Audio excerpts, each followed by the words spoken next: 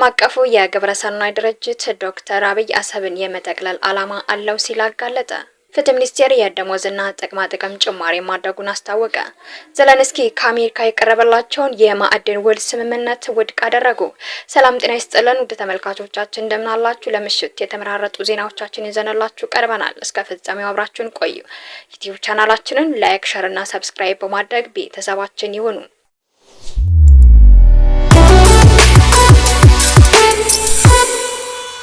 ለምሽት ወደ ያዝንላችሁ ዜናዎቻችን ስናልፍ ጠቅላይ ሚኒስትር ዶክተር አብይ አህመድ አሰብን በጉልበት ይጠቀልላል የሚል ስጋት እንዳለው በዓለም አቀፍ እንዲሁም በሀገራት መካከል ውጥረት ሲከሰት ሰፋ ያለ የቀውስ ጥናት በማካሄድ የሚታወቀው ክራይሲስ ግሩፕ የተባለው ግብረሰናይ ድርጅት ሰፋ ያለ ዘገባ ማውጣቱን አስታውቋል። ይህ ግብረሰናይ ድርጅት ዋና መቀመጫው ቤልጂየም፣ ቤላሩስ ሲሆን ዋነኛ ዓላማው በሀገራት መካከል ውጥረት ሲነግስ ጦርነትን ለማስቀረት፣ ሰላምን ለማውረድ እንዲሁም ደግሞ ለተለያዩ ሀገራት የፖሊሲ ጥናቶችን በማካሄድ የሚታወቅ ድርጅት መሆኑም ተገልጿል። ይህ ተቋም የአሜሪካ የውጭ ጉዳይ ፖሊሲን ከሚወስኑ የጥናትና ምርምር ማዕከላት ውስጥ አንዱና ምናልባትም ቀዳሚው ክራይሲስ ግሩፕ ነው ተብሎለታል። ክራይሲስ ግሩፕ ከሁለት ቀናት በፊት ማለትም ማርች 27 በፈረንጆቹ 2025 ባሳተመው ያሳተመው አንድ ጥልቅ የጥናትና ምርምር ውጤትን ይፋ አድርጓል። የዓለም ማህበረሰብ ኢትዮጵያ የምትወስንበት የቀይ ባህር ጠረፍ ግዛት እንዲኖራት መግባባት ላይ ቢደርስም የዓለም የፖለቲካ አሰላለፍ መዛባትን ተከትሎ የኢትዮጵያ መሪ ጠቅላይ ሚኒስትር ዶክተር አብይ አህመድ ቀይ ባህርን በኃይል የመጠቅለል እድሉ ሰፊ ነው ሲል በዘገባው ላይ ያካቱታል። ሩሲያ ክሬሚያን፣ እስራኤል ደግሞ የጎላዛን ግዛት በኃይል ከመጠቅለላቸው ባሻገር አሜሪካ የኃይል አማራጭን ሳይቀር በመጠቀም የግሪንላንድ ግዛትን በኃይል ለመጠቅለል ያላቸው አቋም ለዶክተር አብይ የልብ ሊሰጥ ይችላል ሲል በስፋት አትቶታል። ምንም እንኳን ጠቅላይ ሚኒስትር አብይ አህመድ ከኤርትራ ጋር ወደ ጦርነት እንደማይገቡ ቢጠቅስም ዲፕሎማቶች ግን ወደ ጦርነት ሊያመሩ ይችላሉ የሚል ስጋት እንዳላቸው ገልጿል።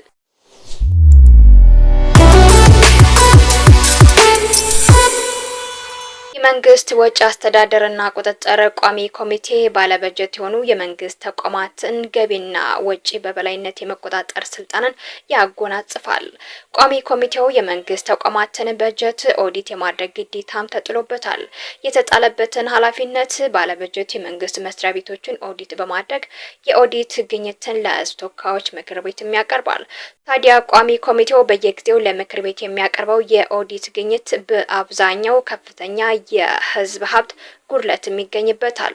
ለዚህ ማጠናከሪያ ይሆን ዘንድ የኢኖቬሽንና ቴክኖሎጂ ሚኒስቴር የዘንድሮ በጀት ዓመት የኦዲት ግኝትን ማንሳት ይቻላል። የኢኖቬሽንና ቴክኖሎጂ ሚኒስቴር መስሪያ ቤት ፕሮጀክት ከመተግበራቸው በፊት የዳሰሳና የቅድመ አዋጭነት ጥናት አለማድረግ፣ ፕሮጀክቶችን ለማስፈጸም የሚያስፈልጉ ግብአቶችን በገዢ መመሪያ መሰረት የማይፈጽመውን የፕሮጀክቶችን ውል በሚዋልበት ጊዜ ከህግ አንጻር በፌዴራል ጠቅላይ አቃቢ ህግ አስተያየትና ምክር እንዲሰጣቸው አለማድረግና የፕሮጀክቶችን አፈጻጸም ክትትልና ቁጥጥር የሚደረግበት ስርዓት አለመዘርጋቱ በቋሚ ኮሚቴው ተገልጿል። በዚህም ሳቢያ ሞዴል የሳይንስና የቴክኖሎጂ ቤተመጻሕፍት ፕሮጀክት ብር 34 ሚሊዮን ነባሩን የዳታ ማዕከል ለማሻሻል የተጀመረው ፕሮጀክት በተያዘለት ጊዜና በጀት ባለመጠናቀቁ ለተጨማሪ ወጪ ብር 277 ሚሊዮን ቋሚ ንብረቶችን ለሚመለከተው አካል ርክክብ ባለማድረጉ ምክንያት ከ8 ሚሊዮን ብር በላይ መመሪያው ከሚያዘው የደሞዝ ጭማሪ በላይ ክፍያ በመፈጸም ብር 3.6 ሚሊዮን በላይ ያለ አግባብ ክፍያ ፈጽሞ በህዝብና በሀገር ላይ ከ335 ሚሊዮን ብር በላይ ኪሳራ አድርሷል ሲል የመንግስት ግዢ አስተዳደርና ቁጥጥር ቋሚ ኮሚቴ ከሷል። የሳይንስና ቴክኖሎጂ ሚኒስቴር መስሪያ ቤትን ለአብነት ያክል ጠቀስን እንጂ ይህ የኦዲት ጉድለት በሙሉ በሚባል ደረጃ በመንግስት ባለበጀት ተቋማት ውስጥ በበጀት ዓመቱ የሚያጋጥም ነው።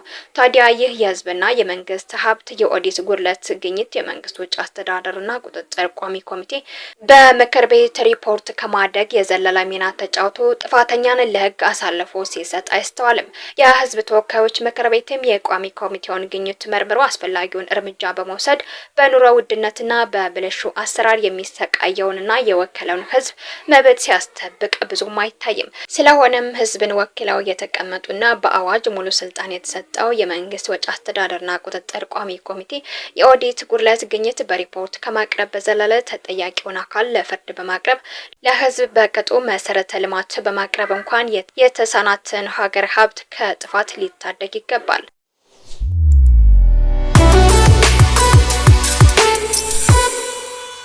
የፍትህ ሚኒስቴር ለአቃቢያን ህግ የደሞዝና ጥቅማ ጥቅም ማሻሻያ ማድረጉን አስታውቋል። የኢትዮጵያ የፍትህ ሚኒስቴር ከጥር 1 ቀን 2017 ዓ.ም ጀምሮ ተግባራዊ ያደረገውን የደሞዝና ጥቅማ ጥቅም ማሻሻያ ለሁሉም የክልል የፍትህ ቢሮዎችና ጠቅላይ አቃቢ ህግ ቢሮዎች ማሳወቁን ከማህበራዊ ትስስር ገጹ ያገኘነው መረጃ አመላክቷል። ይህ ማሻሻያ በሀገር አቀፍ ደረጃ እየተተገበረ ያለውን የ3 ዓመት የፍትህ ትራንስፎርሜሽን ፍኖተ ካርታ ለመደገፍ ያለመ ነው ተብሏል። ማሻሻያው ለተለያዩ የአቃቢያን ህግ የስራ ደረጃዎች ከ35 እስከ 50 የሚደርስ የደሞዝ ጭማሪ እንዲሁም ደግሞ የተሻለ የመኖሪያ ቤትና የትራንስፖርት አበልን ያካትታል ተብሏል። የፍትህ ሚኒስቴር ይህንን ማሻሻያ ያደረገው ልምድ ያላቸው ሰራተኞች ፍልሰት ለመቀነስ፣ አዳዲስ አቅም ያላቸውን ሰራተኞች ለመሳብ እንዲሁም ደግሞ በህብረተሰቡ የፍትህ አገልግሎት ተጠቃሚነትና በፍትህ አካላት ላይ ያለውን እምነት ለማሳደግ መሆኑን ከማህበራዊ ትስስር ገጹ ያገኘነው መረጃ ያመላክታል።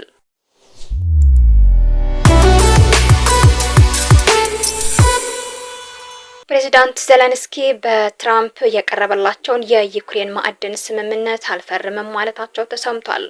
የዩክሬኑ ፕሬዚዳንት ዘለንስኪ ከአሜሪካ የወሰዱትን ወታደራዊ እርዳታ ወደ ብድር የሚቀይረውን በአሜሪካው ፕሬዚዳንት ዶናልድ ትራምፕ የቀረበውን አዲሱን የማዕድን ውል ስምምነት ውድቅ ማድረጋቸው ተገልጿል። ዘለንስኪ የባይደን አስተዳደር በነጻ የሰጠኝን ለመክፈል አልገደድም ሲሉም ተናግረዋል። ስምምነቱ መሆን ያለበት ከዚህ በኋላ ለማገኘው ወታደራዊ ድጋፍ እንጂ ላለፈው አይደለም ሲሉ ተናግረዋል።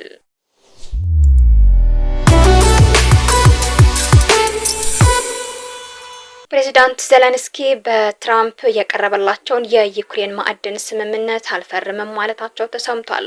የዩክሬኑ ፕሬዚዳንት ዘለንስኪ ከአሜሪካ የወሰዱትን ወታደራዊ እርዳታ ወደ ብድር የሚቀይረውን በአሜሪካው ፕሬዚዳንት ዶናልድ ትራምፕ የቀረበውን አዲሱን የማዕድን ውል ስምምነት ውድቅ ማድረጋቸው ተገልጿል።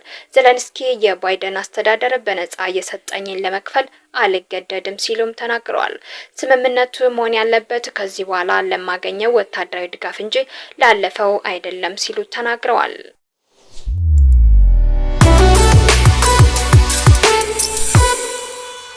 ውድ ተመልካቾቻችን ለምሽቱ የመራረጥናቸው ዜናዎቻችን እነዚህን የተከታተላችኋቸውን ይመስሉ ነበር።